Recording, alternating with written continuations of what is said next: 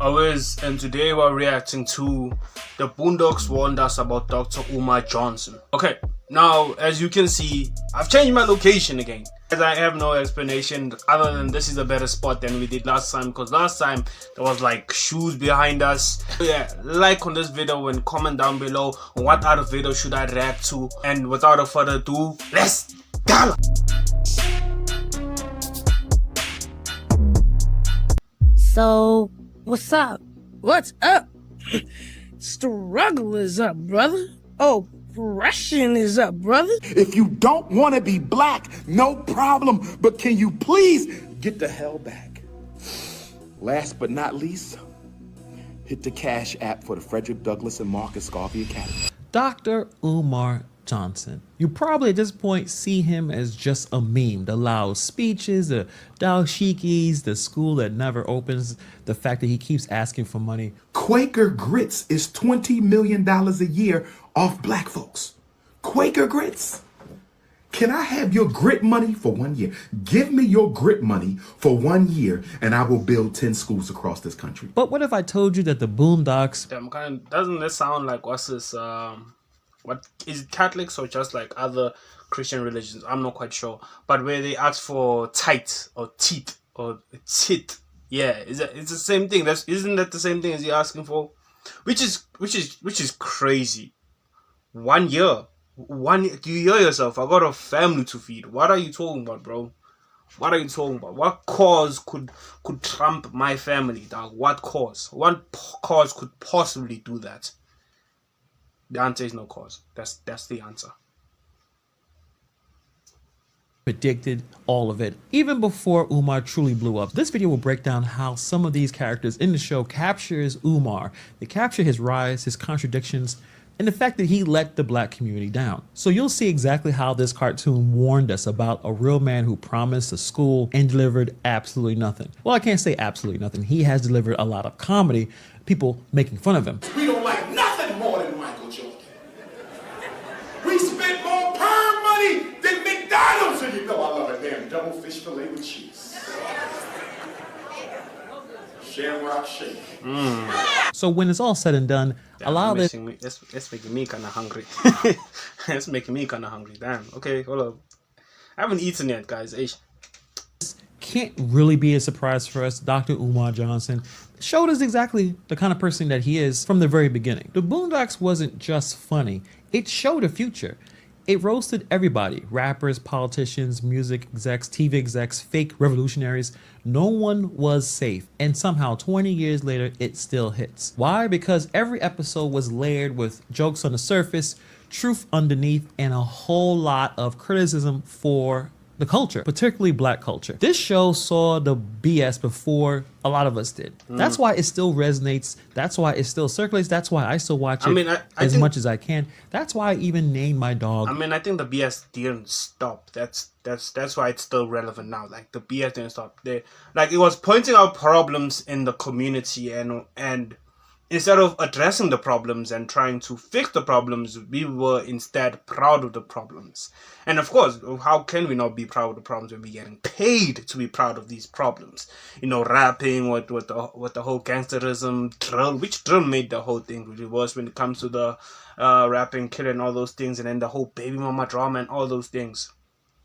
And it's the same around the world, to be honest with you. Well, at least it's the same in South Africa, where, listen, it has stopped for us, at least. I mean, there's not that much like gangsterism songs as there used to be in the past. We've solved that problem with Amapiano. But there's still other problems that we didn't actually solve, right? And then there's also the colored community in South Africa, which is a clear, how can I say, a mirror of the African-American community in America. It's like, okay, whatever the Americans do, the colored community also do in a way, which is why it's almost like, damn, okay, we haven't really solved anything. We haven't. Riley, rest in peace to my little man. So this show still matters. So we're going to talk about an episode that reminded me a little bit about Dr. Umar. This episode was called Wingmen. Season 2, episode 11. So Huey goes back to Chicago for a funeral, connects with his old best friend Cairo, and obviously he instantly regrets it because Cairo is no longer the real one that Huey remembers. Now he's in full performative mode. Kufi on, Malcolm X glasses, spitting Hopetep bars like a spoken word poet that just discovered some incense. He says things like, "My brother, we must ascend past the Eurocentric gaze." And Huey is just staring at him like, bruh, what are you even talking about? And that is kind of the point of this situation. Cairo looks the part. He talks the part. He has the wardrobe, the slogans, the righteous vocabulary. But Huey sees it through immediately. Because underneath all that conscious branding, Cairo is just cosplaying liberation. Cairo's Afrocentric performance is the actual arc. That's what makes it so rich. Because this What the frick? isn't just a rope. Hold up. Before my wife was asking you, but I wanted to add something too. I know somebody that was like that. That was really like heavy on the Pan Africanism, which was kind of crazy, right? Because I grew up around like Indians, colored people, and that's basically my family. That's basically my community. You know what I'm saying? I can't even say they still are, right? And so basically in school, we had a very mixed schooling, but it was predominantly black, right? So one time when we went to high school, this member comes up to me, right? Because I was kind of well known, I guess, in my grade, because I was one of the only people that usually just chill with everybody else. I'll chill with every other race. I'll chill with the Indian people and the colored people and the black people. That was me. That's what I used to do. But my main friend group were colored and Indian. Fine. Carrying on, right? So this member comes up to me. I'm chilling, dog. I'm chilling, right? And he pulls me one side, not like pull me one side, like taps on my shoulder. Then he's like, "Yo, what's going on?" Right? But he says in Zulu, so basically because I was with my friends, the rest of my friends can't hear me, right? He's like, "Yo, dog, why are you chilling with these guys, bro? You should be chilling with us." I'm like, "Chilling with y'all? What are you talking about?" "Yeah, bro. Chilling with your own kind. Why are you chilling with them?" I'm like, "Bro, this is my kind." "Nah, dog, this is not your kind, bro. You gotta be proud of yourself. Be proud to be black, bro. Chill black people." And I'm like, okay, whatever. And I just get on with chilling with my friends. I'm telling you the story because eventually down the line, I think maybe like a year afterwards, right, I saw him chilling with Indian and colored people, mostly the Indian. Wait, was it colored or Indian? I can't remember properly, right? But he was chilling with them, right? In fact, he was almost flirting with some of the ladies there, which is like, brother, you told me that I should be chilling with my own kind, but look at you, which is like, bro, what is wrong with these type of people, dog? Like, it's weird, dog. It's like, I needed to say that story. I don't have really conclusion. It was just a weird thing that happened.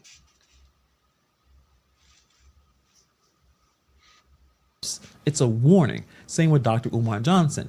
You have the outfits, the fiery speeches, the loud Pan-African branding. Maybe I need to come to Junior's in Brooklyn tonight and get my favorite meals.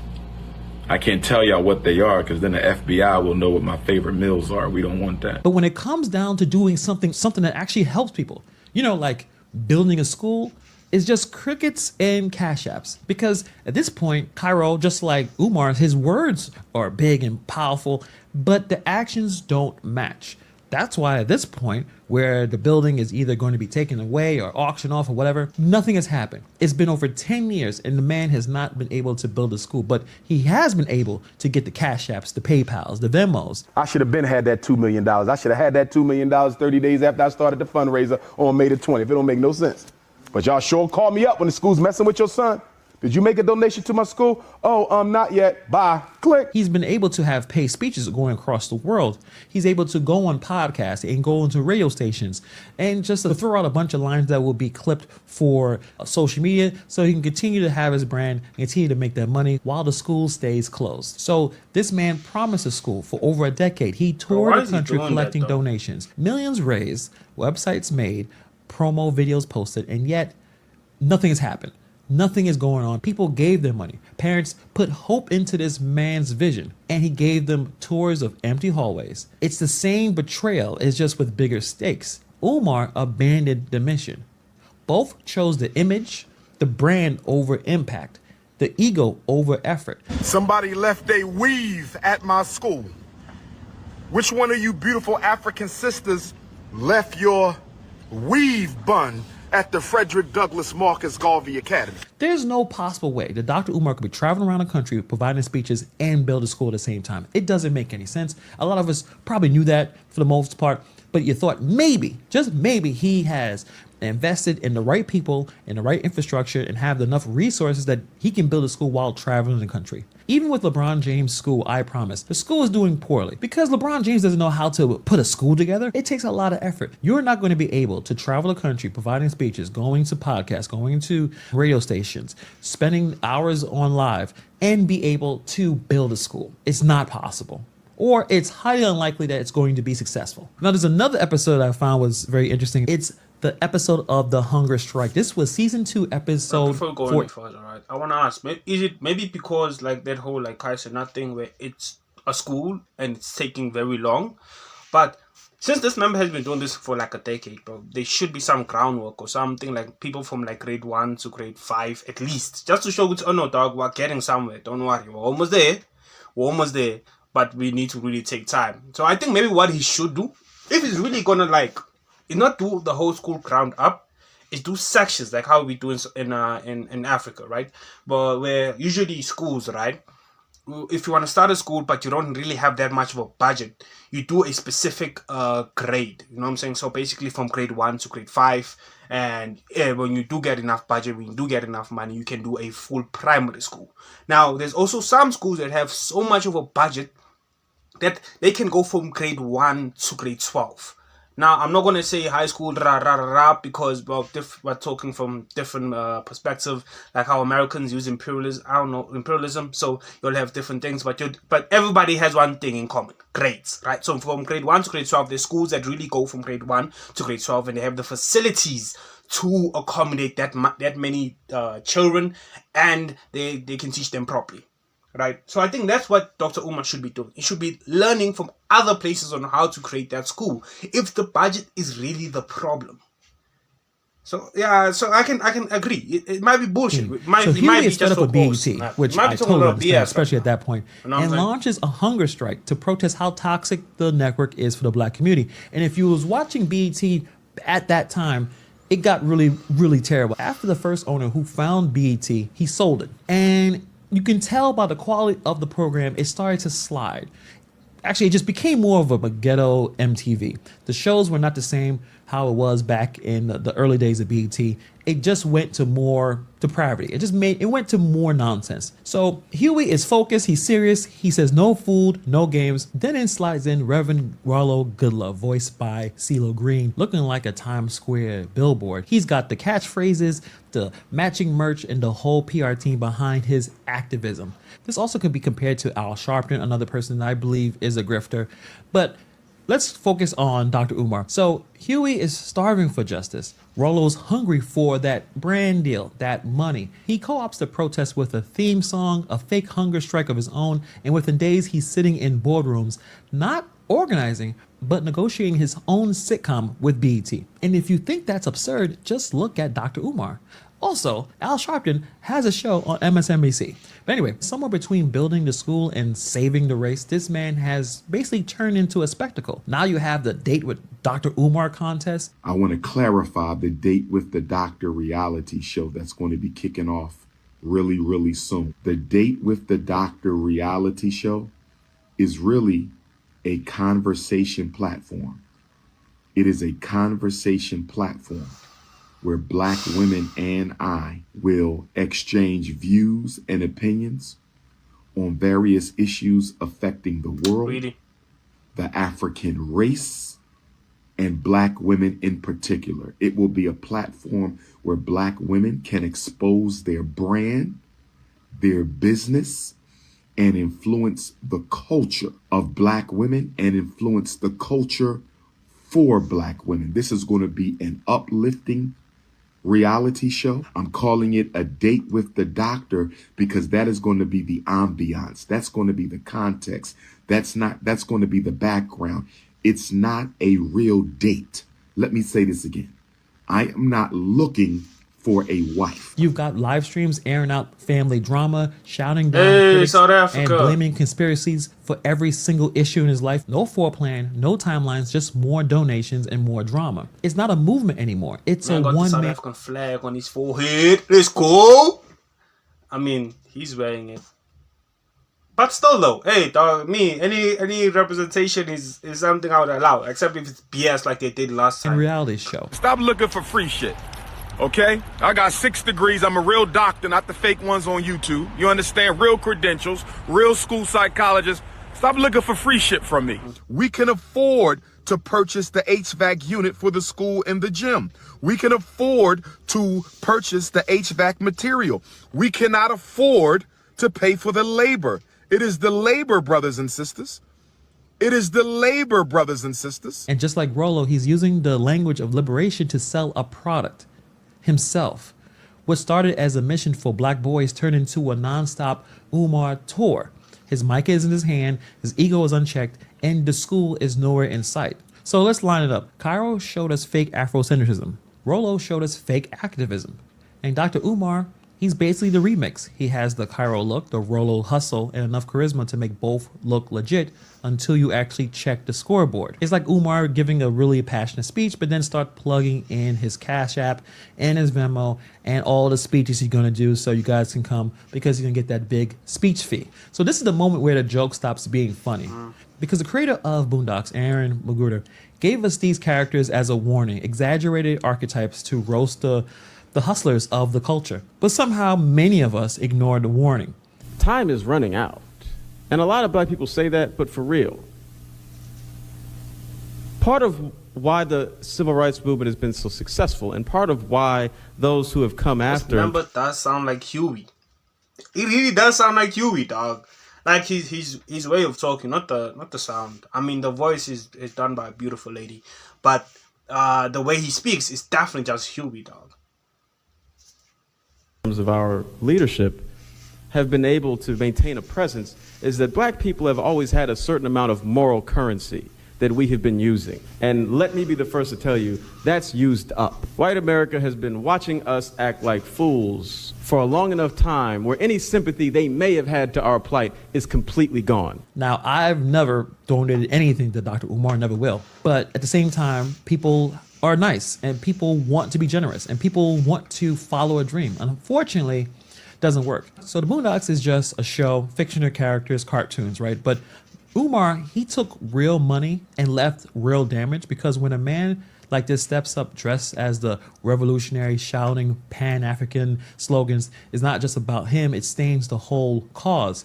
He didn't just break promises, he broke belief. And this has ripple effects across our community, the black community, because many people believe that this system is failing us. Public schools fail us. You can say the healthcare is failing us. You can say the government is failing us. So when someone shows up claiming that they're going to do something different, people listen, people donate, people hope. And when that person turns out to be a grifter, that hope collapses into cynicism. And when the next organizer has to work twice as hard to prove that they're real, the next grassroots project struggles to raise money because folks remember the last time they got played. And meanwhile, Umar keeps going. He's still going to be loud, still dress up, still asking for money, still spinning the dream of a school while the school is basically being taken away from him. That's not just a failed project, that's trauma. It's a reason why many people mock Pan-Africanism. Not because they disagree necessarily, it's because it turned into a hustle. It turned into a way to make money. That's why people joke about woke scammers instead of rooting for real leaders. So it isn't really harmless. It's not just memes and bad faith speeches. It's about the trust and the damage done when you steal it in the name of progress. But let me know what you guys think about this video. Put it in the comments below. Good video, man. That's a good video. Oh Lord. Honestly speaking, guys, it's kind of sad that there's a lot of false leaders in the African American community, because the African American community is one of the most influential groups in the world. like in the point where they are very good at soft influence, right? There's hard influence, military and all that, and there's soft influence, to the point where there's so much like listen, right, to the point where there's so much people that imitate Americans that it's kind of crazy in a sense, right? And they mostly don't even imitate white suburban Americans or other type of Americans. They mostly imitate what African American. So yeah, man, it's sad that they don't actually have like a good leader. And of course, yes, their leaders were taken down and assassinated and all those things, you know. But still though, guys, like, can't you just have like somebody that's like, okay, he looks like he's grifting you, but he's really still a part of the struggle. He's still making sure that AO, you are properly represented. But at the same time, though, it's the same thing with the colored community in South Africa. Like, they don't really got that much good leaders. And the leaders that are, quote unquote, theirs are people that just trying to, like, play them with their emotions and all those things. Which, again, dog, yeah, I'm sad that some people don't have that type of representation. They don't have that type of standing.